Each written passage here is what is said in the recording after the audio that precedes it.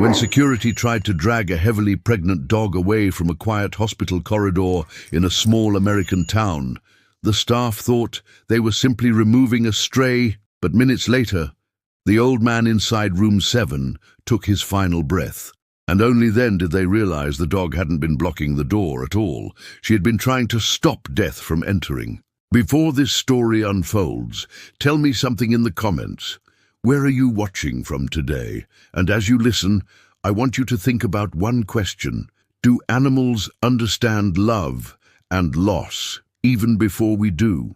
If stories that restore your faith in loyalty still matter, take a second to subscribe, because the story you're about to hear isn't just heartbreaking, it's unforgettable. The first time anyone noticed the dog, the sun had only just begun to rise over the small American town of Maplewood Ridge, a quiet place tucked between long stretches of farmland and a narrow 2-lane highway that most travelers passed without remembering. Winter was approaching, and the morning carried that sharp metallic cold that made every breath visible in the air. Frost clung to the hospital railings. The parking lot shimmered faintly with ice, and the pale daylight spread slowly across the brick walls of St. Gabriel Community Hospital, a modest building that had served the town for decades without ever seeing much drama. It was the kind of hospital where babies were born, fevers were treated, and old residents came when their bodies simply grew too tired to continue on their own. Yet on that morning, something unusual rested in the corridor of the second floor. A dog. Not just any dog. A heavily pregnant golden-brown stray with a swollen belly that rose and fell with slow, careful breaths.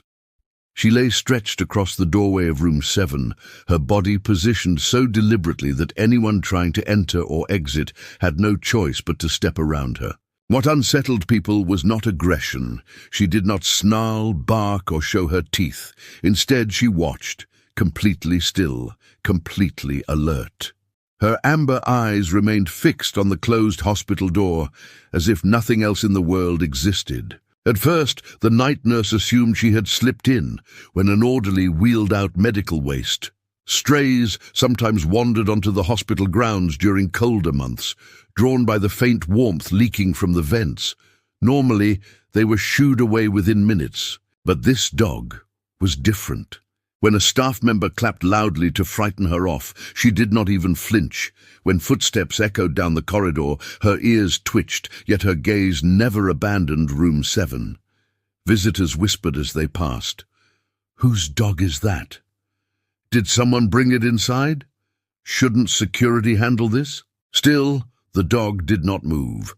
The early shift grew busier as daylight strengthened. Monitors beeped behind half-closed curtains, carts rattled across polished floors, and the scent of antiseptic filled the air. Life continued with its usual clinical rhythm, except for the silent animal guarding a single hospital room like a statue carved from patience itself. Inside room 7 lay Walter Hensley, an 82-year-old widower whose lungs had been weakening for years. Maplewood Ridge knew him as a gentle, solitary man who walked slower each season, but never failed to tip his hat in greeting. 3 nights earlier, neighbors had found him collapsed near his mailbox and called an ambulance. Since then, no relatives had come. No phone had rung beside his bed. Even the flowers on the windowsill had been placed there by a nurse who disliked the look of empty rooms. Around mid-morning, a young nurse finally tried to coax the dog away with a cup of water. The animal briefly turned her head, exhaustion visible in the heaviness of her eyelids, but she did not drink. Instead, she pushed herself up with visible effort, her belly hanging low, and repositioned her body directly against the door, as if reinforcing an invisible line no one else could see. Looking back, several staff members would later admit there had been something unsettling about that moment. Not frightening, just wrong in a way they could not explain. Because the dog wasn't behaving like a stray searching for food. She was behaving like a sentinel. As late morning approached, sunlight poured fully through the corridor windows, painting long rectangles across the floor. Rectangles the dog refused to leave even as the light crept over her paws. Hours passed. Doctors changed shifts, wheelchairs rolled by, complaints quietly accumulated at the front desk, yet the pregnant dog remained, watching, waiting, guarding a man the world seemed to have forgotten. And though no one understood it then, that silent animal was not blocking the entrance to room 7 out of stubbornness. She was trying, in the only way she knew how, to stand between her owner and something that was already drawing near, death. By late afternoon, the quiet curiosity surrounding the dog began to shift into mild irritation among the hospital staff. St. Gabriel Community Hospital was not built for unusual disruptions. It thrived on routine, predictability, and the comforting illusion that every situation could be managed with a clipboard and a calm voice. But the pregnant dog lying outside room 7 refused to become part of that order. Hours had passed, yet she had not wandered off in search of food, had not fallen asleep, had not even stretched beyond the smallest adjustments needed to ease the weight of her swollen body. She simply remained there, her breathing slow, her ears alert to every sound that came from behind the door. Inside the room, Walter Hensley drifted in and out of shallow sleep. Age had carved deep lines into his face, and the thin hospital blanket barely rose with each fragile inhale. A clear tube ran beneath his nose, feeding him oxygen with a soft, constant hiss. The machines beside him blinked in steady rhythms, indifferent to the long life they were quietly measuring. To the nurses, Walter was categorized as high risk but stable, the sort of patient who might linger for weeks or decline without warning. In small towns, old age often arrived less like a storm and more like a tide, slow, inevitable, and impossible to command back once it began pulling away. What the charts did not show was how alone he truly was. There were no emergency contacts listed beyond a neighbor who had already apologized for not being able to visit due to her own failing health. No children, no siblings. His wife, Eleanor, had passed nearly a decade earlier after a winter pneumonia that Maplewood Ridge residents still remembered. Since then, Walter had grown quieter, his world shrinking to the few familiar streets he could still walk without tiring. People often saw him moving carefully along the sidewalks at dawn, pausing to catch his breath, one gloved hand resting gently atop the head of the dog that never left his side. Her name was Marigold, though most townsfolk simply called her Mari.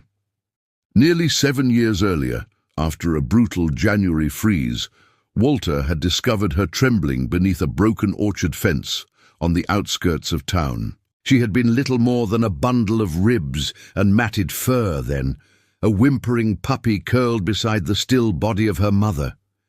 The veterinarian later said the pup would not have survived another night in that cold.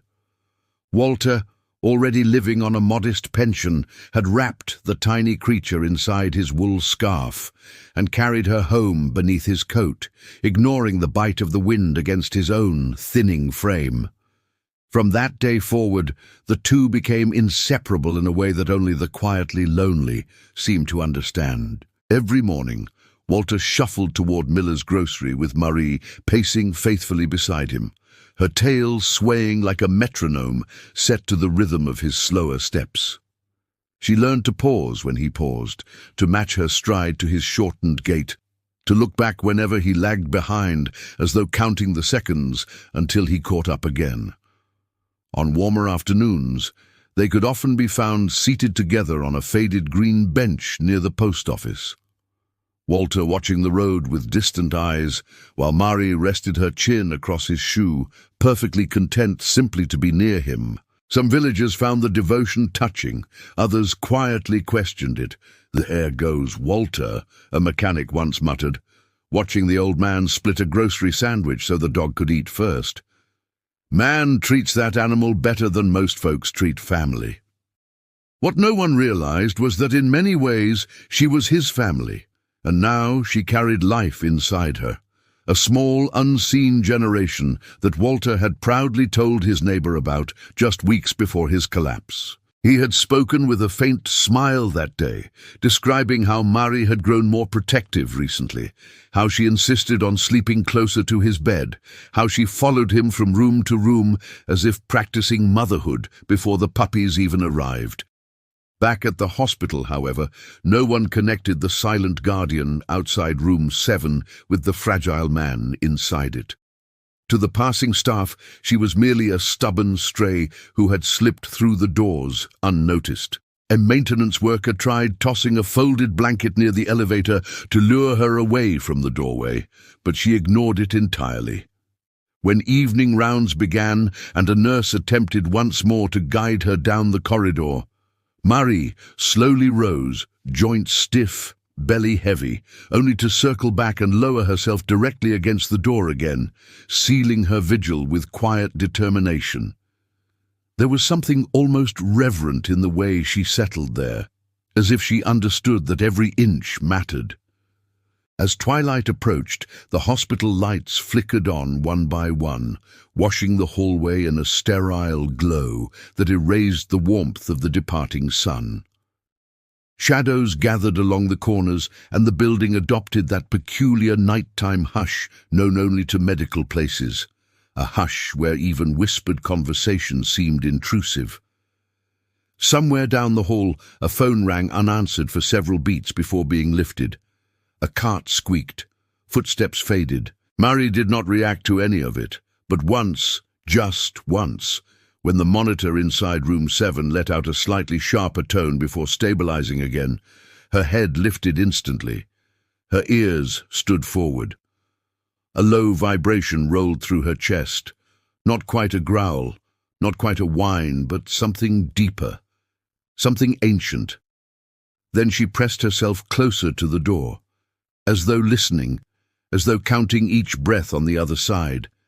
And though the nurses would later struggle to pinpoint exactly when unease first crept into their thoughts, many would remember that subtle sound, the almost human tremor that escaped the pregnant dog whenever the machines shifted pitch, and wonder why none of them had stopped long enough to ask the simplest question of all.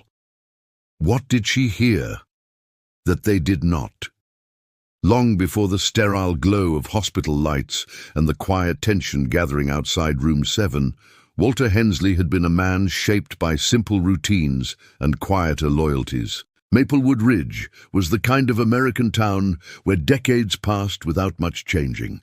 The same barber pole still turning, the same diner bell chiming each time the door opened, the same faces aging gently beneath familiar hats. Walter had lived nearly his entire life there, working first as a railroad mechanic and later as the caretaker of a grain warehouse after the tracks fell silent.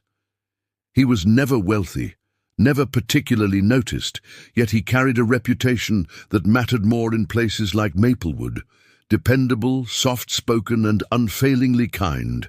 But time has a way of narrowing even the fullest lives. When Eleanor died, winter seemed to linger longer than usual that year, and neighbors observed how the porch light at Walter's home began switching off earlier each night.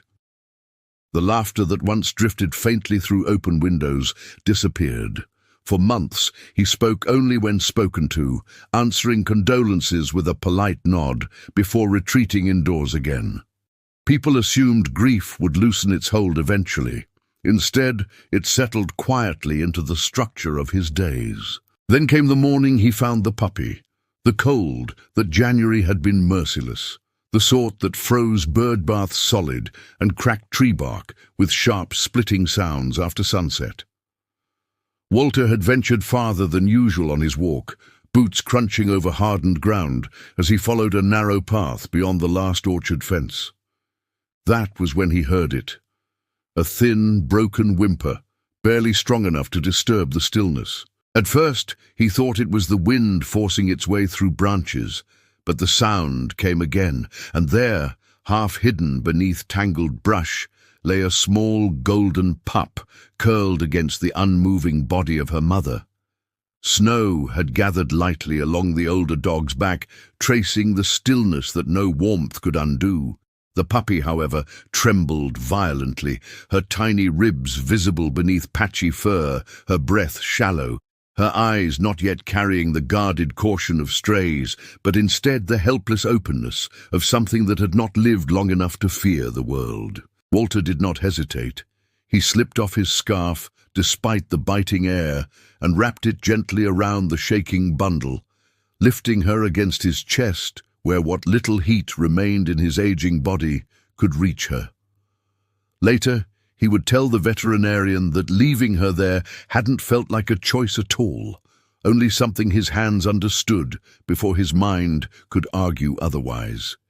He named her Marigold, after the stubborn flowers Eleanor once planted each spring, blossoms that returned year after year, regardless of harsh soil or unexpected frost. From the beginning, Marie showed a devotion that seemed almost outsized for her small frame. As she grew stronger, she developed the habit of following Walter so closely that neighbors joked she was tethered by an invisible rope. If he paused to rest against a fence post, she stopped instantly. If he coughed, her ears snapped forward. When arthritis began stiffening his knees, she adjusted her pace without needing to be trained, walking slower on difficult mornings and guiding him with gentle nudges whenever icy sidewalks threatened his balance. Their companionship soon became one of those quiet fixtures townspeople came to expect, like the courthouse clock chiming noon or the scent of bread drifting from Halbrook's bakery before sunrise. Children waved at Marie on their way to school buses.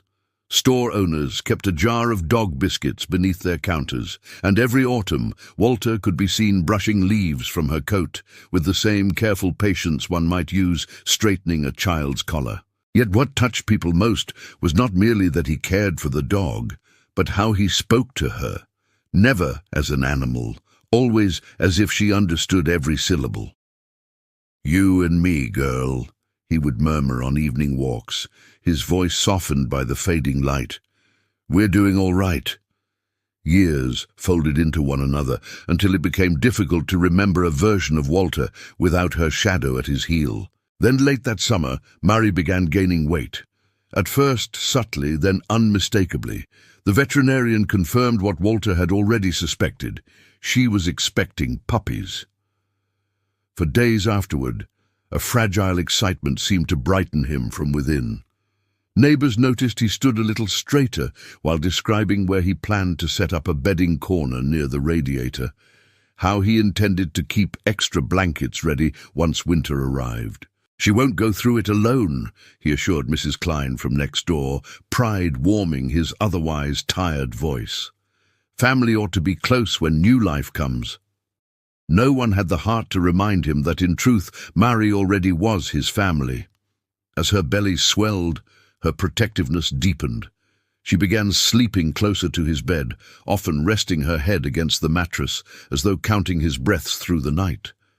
When he shuffled from room to room, she trailed him without fail, and on the morning he collapsed near the mailbox, the pale envelope still clutched in his hand. Witnesses would later recall how Marie circled him anxiously, letting out short, desperate cries that echoed down the otherwise peaceful street. The ambulance arrived quickly, its siren tearing through Maplewood Ridge with unfamiliar urgency. Paramedics worked with practiced efficiency, lifting Walter onto a stretcher while neighbors gathered in uneasy silence. Through it all, Marie tried to follow, her paws slipping on the asphalt as she attempted to climb into the vehicle beside him. It took two gentle but firm hands to keep her back as the doors closed.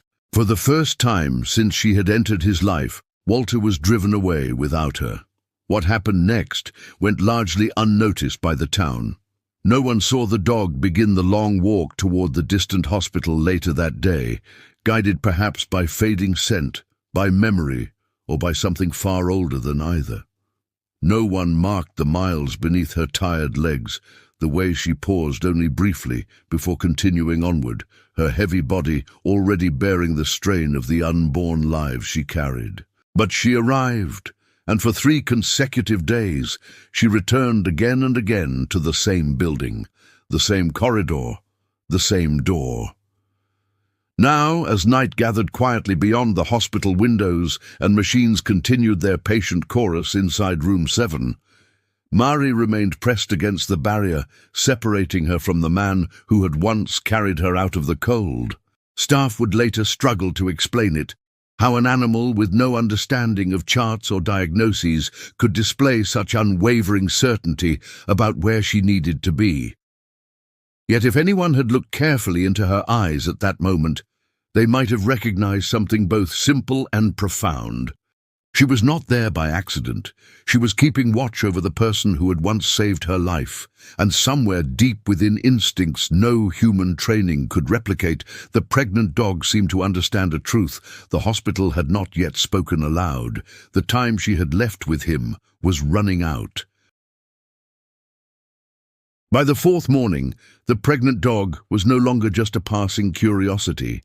She had become a quiet disruption woven into the rhythm of St. Gabriel Community Hospital.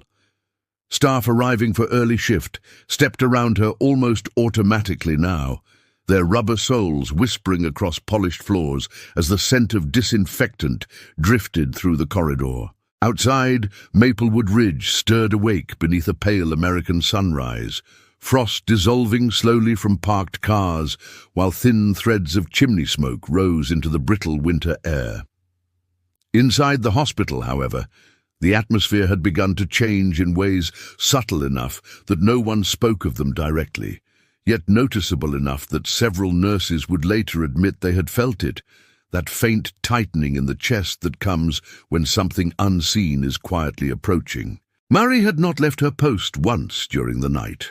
A janitor swore he had checked the hallway near midnight and found her in the exact same position, body aligned with the doorway, chin resting low but eyes open, reflecting the dim overhead lights.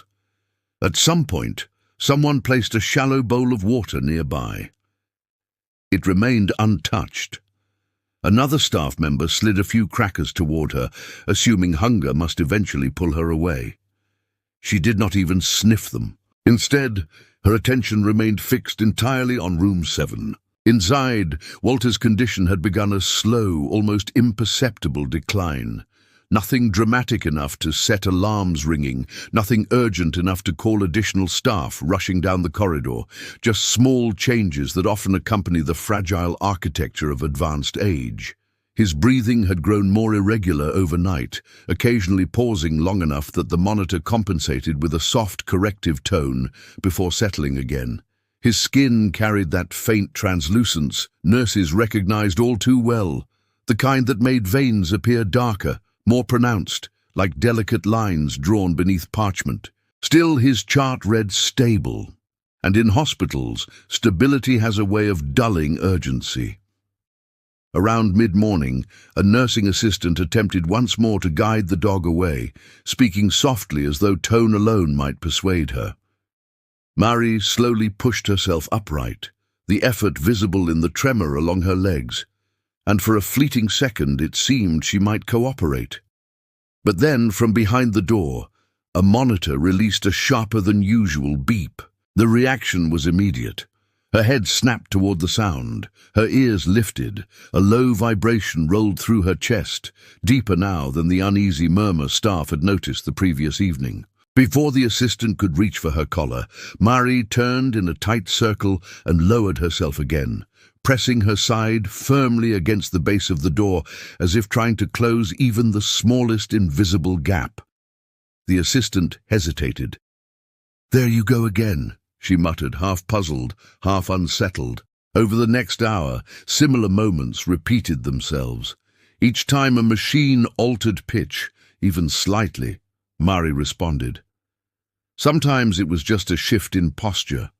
Other times a faint whine slipped from her throat before she stilled it, as though reluctant to waste energy on sound when vigilance mattered more. Animals notice patterns humans often overlook, but humans trust equipment. By noon, the front desk had received its third complaint. An elderly visitor nearly tripped while stepping around the dog. Another insisted hospitals were no place for strays. The charge nurse, already balancing a short-staffed floor, finally exhaled in frustration and picked up the phone. "Can someone call security?" she asked. "We need that dog moved before somebody gets hurt." The decision traveled down the administrative chain with the impersonal efficiency common to institutions. Protocol rarely pauses to consider instinct. Meanwhile, beyond the sealed door, Walter drifted further inward. He had not opened his eyes since dawn, though once his fingers twitched faintly against the blanket, as if responding to a dream already dissolving beyond reach. The oxygen line whispered on. The monitor traced its steady green path. To anyone glancing through the glass panel, the room appeared calm, almost peaceful. Yet just outside, Mari's restlessness grew. Shortly after 1 o'clock, clouds gathered unexpectedly, muting the daylight that had earlier flooded the corridor. Shadows lengthened across the floor, turning the polished surface into a dull mirror. A distant roll of thunder suggested an early winter storm, pressing closer than forecasted. Mari lifted her head toward the window, nostrils flaring slightly. Then she looked back at the door and waited. When the elevator finally chimed and 2 security officers stepped out, their presence carried the quiet finality of a decision already made. Both men paused briefly upon seeing the dog, perhaps surprised by how large her belly had become, how exhaustion seemed to weigh along every line of her body, but training nudged them forward. "All right, girl," one said gently, extending a cautious hand. "Let's get you someplace warmer." For the first time since arriving days earlier, Mari showed her teeth, not in a snapping threat, not with the wild panic of a cornered animal, but in a controlled, unmistakable warning. A growl followed, low and resonant, vibrating through the floor more than the air. Several nurses glanced up from their stations. "She hasn't done that before," someone whispered. The officer tried again, slower now. The moment his fingers brushed her collar, a sound tore from her throat, unlike any bark the hallway had heard. Raw, strained, almost pleading. It echoed off the walls, startling enough that a patient down the corridor pressed their call button. And then, from inside room 7, the monitor skipped, just once, so faint it might have gone unnoticed beneath the commotion. But Mari heard it. With sudden strength, she shifted fully across the doorway, her body forming an unbroken barrier. Her breathing quickened. Her eyes, wide now, flicked between the officers and the sealed room behind her. Something was wrong. Not minutes from now, not hours, now. Yet to the hospital staff, the situation looked simpler, a stubborn animal obstructing necessary space. Protocol did not account for intuition. It certainly did not account for the possibility that a creature with no medical training might recognize a fragile life tipping quietly toward its edge. "Let's move her," the second officer said at last, reaching for a firmer grip. As their hands closed gently but decisively around her collar, Mari released another desperate cry, one that seemed to carry not just fear, but urgency, as if time itself were slipping beyond her ability to hold it back. Most people in that hallway would later remember the sound. Few would forget it, because in the seconds before they began pulling her away, the pregnant dog cast one final look toward room 7. A look so intent, so heavy with unspoken knowing, that for the briefest instant even the officers hesitated, but only for an instant. Then they started to drag her from the door, unaware that with every inch of distance they created, the fragile thread holding Walter Hensley to the living world was quietly beginning to fray. The moment the officers began pulling her away from room 7, the entire corridor seemed to tighten with an invisible strain, as though the building itself were holding its breath. Mari did not fight in the wild, thrashing way people often associate with frightened animals. Instead, she resisted with a desperate, grounding force, her claws scraping against the polished hospital floor, her swollen body trembling under the effort to remain where she believed she was needed most. The sound of her nails dragging across tile cut sharply through the hallway, making several nurses glance up with uneasy expressions they would later struggle to explain. "Easy, easy," one officer murmured, though his voice carried less confidence now. Up close, the dog's condition was impossible to ignore. Her sides heaved with each breath, and the weight of her pregnancy forced her movements into slow, painful bursts of strength. Yet despite the strain, her eyes never left the door. Then she screamed. It was not the sharp bark of warning, nor the guttural snarl of aggression. It was something raw and fractured, a sound pulled from so deep within her that it seemed almost human in its grief. Conversations down the hall faltered. A visitor froze mid-step. Even the charge nurse felt a ripple of discomfort pass through her chest. For a brief second, the first officer loosened his grip. Maybe we should... But protocol is a powerful thing, especially in places where hesitation can be mistaken for incompetence. "We can't have her blocking a patient room," the second officer replied quietly. "Let's just get her outside." As they guided, and then gradually dragged, her toward the elevator, Mari twisted her neck back toward room 7, releasing short, broken cries that echoed long after they turned the corner. One nurse pressed her lips together, whispering, "I've never heard a dog sound like that." Behind the closed door, Walter's monitor traced its steady green line. For the moment, the elevator ride down felt longer than it was. Mari's reflection shimmered faintly in the steel walls. A rounded silhouette, ribs expanding with each rapid inhale.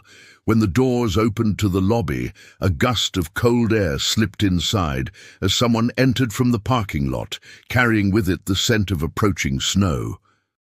Outside, the daylight had dimmed beneath a thickening blanket of clouds. They settled her near the hospital steps, beneath the narrow overhang, designed more for decoration than shelter. One officer fetched an old blanket from a storage closet and spread it across the concrete.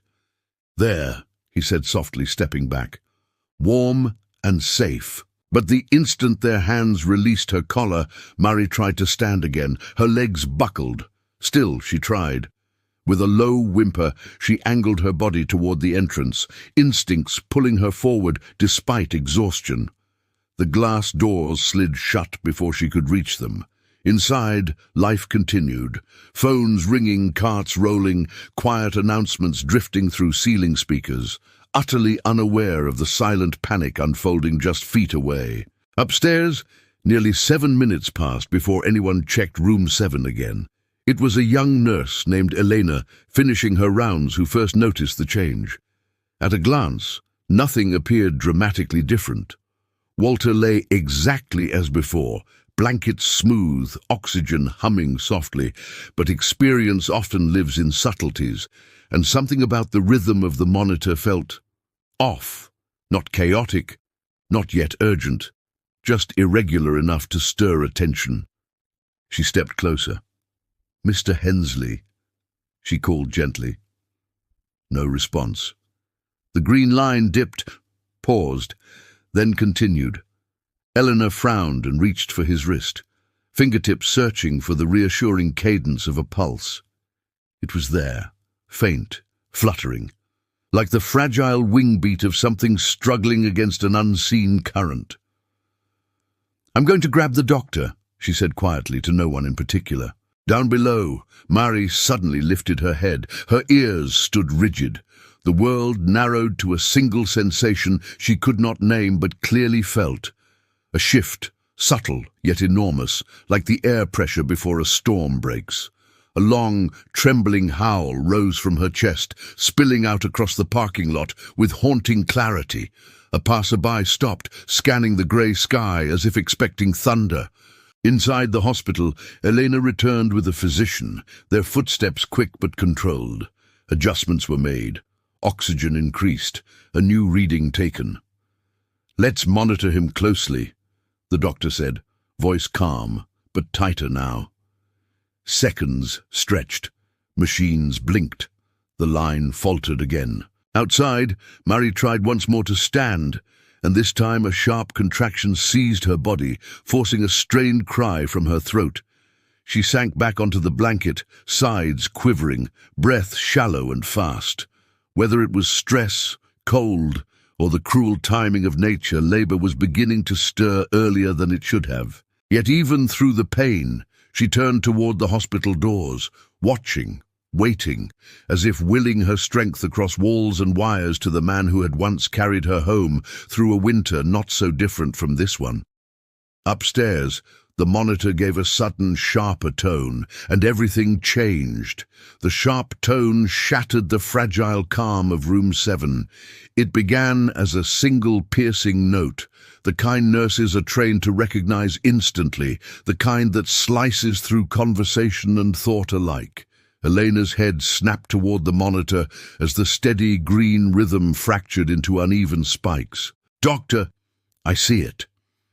Walter's chest rose once, shallow and uncertain, then seemed to hesitate as though the body itself had forgotten the sequence it had followed faithfully for 82 years. The physician moved quickly now, adjusting the oxygen flow while calling for additional support. Within seconds, the quiet room filled with controlled urgency, rubber soles against tile, the metallic clink of instruments, the low murmur of clinical instructions spoken with practiced precision. But time, once orderly, had begun to slip. "Pulse is dropping." "Stay with me, Mr. Hensley," the doctor urged, leaning closer. "Come on now." The monitor answered with another irregular cry. Downstairs, Mari felt it. Pain tightened across her abdomen as another contraction rippled through her body, stronger this time, forcing a strained whine between clenched jaws. Yet it was not the pain that held her attention. It was the overwhelming pull toward something she could neither see nor reach. She dragged herself a few inches forward on the blanket, claws scraping weakly against concrete before her strength failed again. A long howl escaped her, raw and trembling, rising into the heavy afternoon air. People in the parking lot slowed, their conversations fading as the sound lingered, mournful enough to stir unease even in strangers. Inside the hospital, the situation escalated with quiet ferocity. Heart rate falling. "Prepare atropine."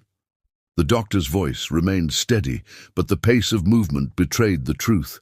Walter's breaths had grown erratic now, each inhale separated by gaps that felt far too wide. Elena pressed 2 fingers gently against his neck, searching. "Pulse is thready. Mr. Hensley, if you can hear me, squeeze my hand." No response came. For a fleeting second, the room seemed suspended between beats, machines blinking, oxygen whispering, gloved hands hovering, until the monitor released a continuous, unbroken tone, flat, the sound no medical professional ever grows used to. "Starting compressions." The doctor's hands locked together, pressing firmly against Walter's chest in measured rhythm. 1, 2, 3... The movements were efficient, almost mechanical, yet beneath them lay a shared understanding no one voiced. Bodies this tired rarely return once they begin letting go. Outside, Mari lifted her head sharply. The howl that followed was different, longer, broken. It rolled across the grey sky with such aching depth that a nurse near the entrance instinctively wrapped her arms tighter around herself. Back in room 7, minutes stretched into an eternity, measured only by effort and diminishing hope. Again. Compression after compression, medication administered. Another check. Nothing. The physician exhaled slowly, shoulders lowering in the quiet way that signals acceptance before words are spoken. He glanced at the clock. Time of death. 2:17 p.m. Silence fell. Sudden and absolute. Machines were switched off one by one until even the oxygen's whisper faded, leaving behind a stillness far heavier than the noise that had preceded it. Elena gently drew the blanket higher across Walter's chest, a small gesture of dignity offered at the threshold every life must eventually cross. For a moment, no one moved. Then, from somewhere beyond the walls, that haunting cry carried inward again. A nurse near the window frowned. "Is that the dog?" No one answered, but several listened, because now the timing felt impossible to ignore. Out on the hospital steps, Mari's body trembled as another contraction gripped her, yet she did not curl inward the way animals often do in labor. Instead, she faced the doors, eyes fixed, breathing fast and shallow. Snow had begun to fall, thin, uncertain flakes dissolving the instant they touched the ground, but she seemed unaware of the cold gathering along her fur. Something within her had gone suddenly, unmistakably quiet, as if a bond stretched across miles, years, and heartbeats had just snapped. Inside, a nurse reached for Walter's chart, preparing the formalities that follow death. Signatures, documentation, the gentle calls that must be made. When she scanned the emergency contact line again, her brow knit faintly. "No immediate family," she murmured. Another nurse hesitated before replying softly, "Then who kept that dog coming back?" The question lingered in the air, unanswered yet heavier now with meaning. Because beyond the glass doors, beneath a darkening winter sky, the pregnant dog released one final shattered howl, a sound so filled with loss that even those who had never met Walter Hensley felt its weight without understanding why. She did not need a doctor to tell her. She already knew. For a while after the doctor spoke the words and the machines fell silent, Room 7 seemed to exist outside the flow of the hospital altogether, suspended in that strange, reverent pause that follows the end of a human life. The overhead lights hummed softly, casting a steady glow across Walter Hensley's now motionless form. His face eased into an expression so calm that anyone entering without context might have believed he was simply resting after a long, exhausting journey. Elena lingered a moment longer than protocol required, gently smoothing the blanket near his shoulders, her throat tightening with an emotion she could not quite name. It was not unusual for elderly patients to pass without family present. Small-town hospitals witnessed it more often than people liked to admit, yet something about the quiet outside the door unsettled her. That sound. The dog. It had not stopped. Snow was falling more steadily now, fine white threads drifting past the tall lobby windows and dissolving against the pavement. Near the entrance, Mari lay where the officers had left her, the thin blanket already damp beneath her trembling body. Labor had fully claimed her now. Each contraction rolled through her like a tightening storm, forcing sharp, involuntary cries into the cold air. Yet even as instinct urged her to curl inward and focus on survival, she continued to lift her head toward the sealed glass doors. People entering the hospital slowed when they saw her, some with pity, some with discomfort. But it was the sound she made that rooted them briefly in place. Gone was the frantic edge from earlier. What remained was deeper, hollowed, almost disbelieving. Animals do not understand death the way humans define it, yet they understand absence with devastating clarity. And somewhere inside that building, the presence she had followed for years had vanished all at once. Upstairs, the administrative routine had already begun its quiet march forward.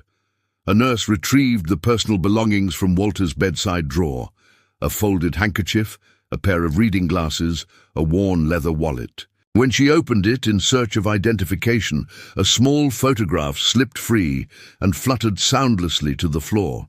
She bent to pick it up and froze. The picture showed Walter seated on a sunlit bench, his weathered hand resting atop the head of a golden dog whose eyes seemed almost too bright for the faded print. On the back, written in slightly unsteady ink, were two words: "Me and Mari." A chill passed through her that had nothing to do with the winter pressing against the windows.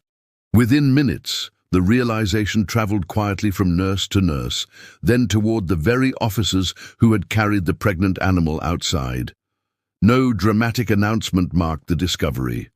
Only exchanged glances, lowered voices, the subtle widening of eyes as memory rearranged itself into understanding.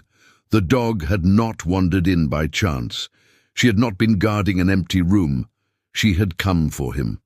The man who, according to a neighbor later reached by phone, had raised her from a freezing, half-starved pup and treated her with a tenderness rarely witnessed anymore. Down below, another contraction seized Mari, stronger than the last, drawing a strained cry from deep within her chest. Snow gathered along her back now, melting slowly into her fur before vanishing. A young nurse stepped cautiously outside with a thicker blanket, kneeling to drape it over the laboring body. Up close, she could see the exhaustion clouding those amber eyes, and something else, something heartbreakingly still, as though the restless urgency that had driven the dog for days had suddenly drained away, replaced by a quiet she could not fight. He was hers, the nurse whispered without thinking, her gloved hand hovering briefly before resting against Mari's neck.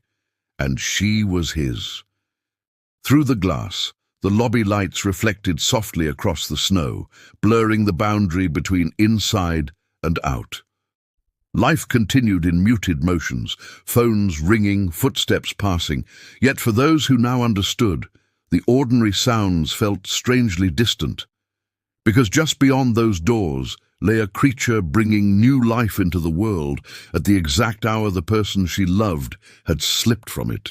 As dusk crept closer and the sky deepened toward iron grey, Mari released one long, trembling howl that seemed less a call and more a farewell carried on winter air. Some who heard it would later swear the sound did not resemble grief alone, but recognition. As if, in whatever wordless language binds devotion, she had already followed him to the edge, and knew he would not be coming back. Night settled slowly over Maplewood Ridge, wrapping the small American town in a quiet snowfall that softened rooftops, muted passing cars, and turned the hospital grounds into a landscape of pale silver. The world seemed to move more gently when snow fell. Sounds dulled, lights glowed warmer, and even grief carried a strange stillness within it. Outside St. Gabriel Community Hospital, beneath the steady wash of lobby light, Mari lay curled against the thick blanket nurses had layered beneath her. Her breathing was shallow but determined, each rise and fall accompanied by the trembling effort of a body pushed to its limit. Labor no longer came in distant waves. It had claimed her completely now. A nurse had dragged a portable heat lamp near the entrance, its faint warmth cutting a fragile circle into the cold. Another placed towels nearby. No one had been instructed to do these things, yet once the staff understood whose dog she was, compassion moved through them with quiet urgency, bypassing protocol in the way humanity sometimes does when it remembers itself. The first puppy arrived just after sunset. Small, golden, fragile. For a moment, Mari simply stared, chest heaving, as instinct guided her trembling tongue to clean the newborn, nudging it closer until a faint squeak broke through the winter hush. Life announcing itself, stubborn and miraculous, on the very threshold of a place that had witnessed death only hours earlier. Inside, Walter's room had been prepared for transport, fresh sheets drawn, monitors dark, his belongings sealed carefully into a labeled bag. Yet Elena paused before zipping it shut, her eyes returning once more to the photograph. She imagined the old man walking those quiet streets with the dog at his side, imagined the mornings no one else noticed, the silent loyalty that had stretched across years without applause or recognition. So many lives pass through the world almost invisibly, she thought, until a single moment reveals how deeply they were loved. Another cry sounded from outside, then another. 2 more puppies followed, each arrival marked by Mari's exhausted persistence. Snow continued to gather along the edges of the steps, but within that small halo of warmth, new breaths entered the world one by one, unaware of loss, unaware of the fragile history already binding them to it. Word spread softly through the hospital. She's having them now. Staff rotated quietly to check on her between duties. One officer, the same who had first carried her away from room 7, stood a little apart from the others, guilt shadowing his expression. "She was trying to tell us," he murmured to no one in particular. No one disagreed. Close to midnight, the snowfall eased.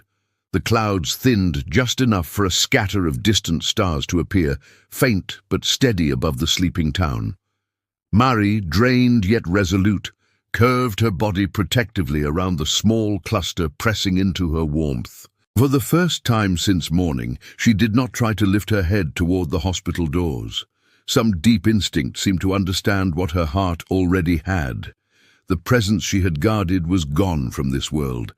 But bonds like theirs are not measured only in shared days. They live in memory, in imprint, in the quiet spaces devotion leaves behind. Before the transport team wheeled Walter out, Elena did something she would never mention in any report. She slipped the photograph from the belongings bag and stepped outside. Kneeling carefully beside Mari, she placed it near the edge of the blanket where the dog could see. Snowflakes dotted the worn surface, melting instantly. Mari's eyes shifted. For a long second, she simply looked. Then, with slow deliberation, she stretched her neck forward and rested her muzzle lightly atop the picture. Not pawing, not whining, just touching it, as though confirming what her soul had already accepted. A faint sound escaped her, softer than anything she had made all day. Not a howl, not a cry, something closer to a goodbye. When the doors opened again, the gurney passed quietly behind the glass. No sirens, no urgency now, only the solemn rhythm reserved for final journeys. Some later wondered if Mari sensed the moment he left the building for the last time, because she lifted her head briefly toward the moving lights, then lowered it again, drawing her newborn puppies closer. Life had departed. Life had arrived. And between those two mysteries lay a loyalty so profound that even those trained to trust machines found themselves humbled by it. By morning, the storm had cleared completely. Sunlight spilled across the snow-covered ground, bright and almost impossibly clean, as if the world had chosen to begin again, despite everything. News travelled quickly through Maplewood Ridge, about the old widower who had passed in the night, and about the devoted dog who had walked miles just to remain near him until the end. In the days that followed, townspeople would bring blankets, food, and eventually homes for the puppies. No one spoke of sending Mari away again, because now everyone understood. The hospital had written Walter Hensley's time of death neatly in ink, sealing it into record.